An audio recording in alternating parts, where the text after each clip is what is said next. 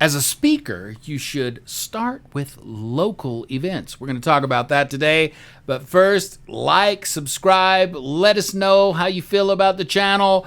Let us know what you want to hear in the speaking world, how to get better, how to do better. Let's jump into this thing. We're going to start with local events. Why are we saying start with local events, Brett?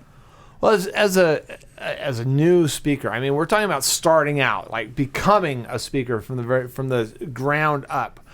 And to become a public speaker, you need to get some practice. You need to get some exposure. Nobody is going to hire you if you don't have any proof that you're actually good.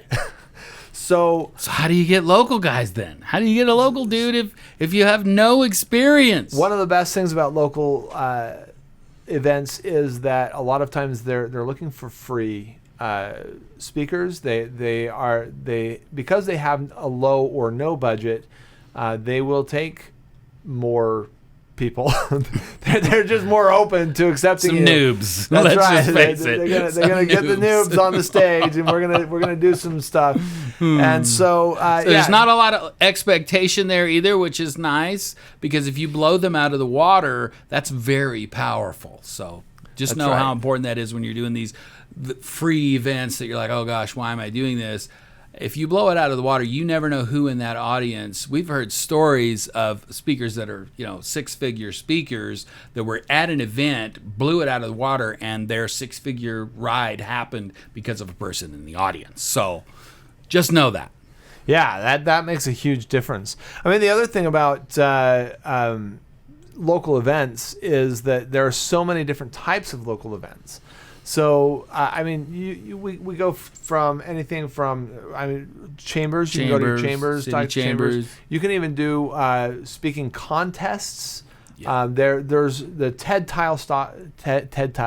style talks are really popular now, and so those happen all over the place. You can just look for TED in your local. They got meetups that do TED style. All kinds of stuff. So that's such an opportunity. Yeah, and so some of those events very few of them you're going to get paid. Most of them are going to be free, and some of them you might be asked to pay to actually enter in the event. And that's not a bad thing. Paying to enter an event is not a bad thing, at least especially if you have a little bit of capital up front. And if you knock it out of the water and you win the event, that's sometimes they're fairly substantial prizes. Yeah, and they boost you up quite a bit. So there's nothing wrong with having a little feather in your cap that way. Yeah, so all those local events are a great way to get started as a public speaker. And in doing so, in being on those local events, you are getting exposure to people. You don't know who these people are that are in your audience. You don't know who they're connected to. If they, someone might be planning a big event in, I don't know, big city. The biggest city near us in Utah is probably Las Vegas. Yep, so, Las Vegas. So if there's a huge event in Las Vegas, and maybe someone that I'm speaking to knows the event coordinator, and they're looking for a speaker, and they're like, hey, I saw this dude, and he was awesome. He really knocked it out of the park. You never know where your next lead could come from. So how do you track them down? How do you track down these local events? I mean, we've thrown a lot of stuff at you, but how do you actually, like everything, it's work, and you're going to have to do some marketing, you're going to have to do some cold calling, but you're going to also have to look professional. When you go to those chambers, the Chamber of Commerce's in any city gets hit up a lot for speakers. They hit and coaches and all that stuff. So you have got to be super professional. You tell them, hey, can I send you a one sheet? Here is my experience. Here are my expertises. This is what I talk about. And this is why it would be really good for your chamber members, their business, how to grow them. If you look super professional, you're one step ahead of most of the people that call and want to become a speaker, and I want to get some experience, so I'm calling what Bobby said to call, the chambers. Yeah, that's not going to work. And that really comes down to my next point is knowing your audience and knowing your message. I mean, it is so important to know who your audience is and who you're talking to. in order to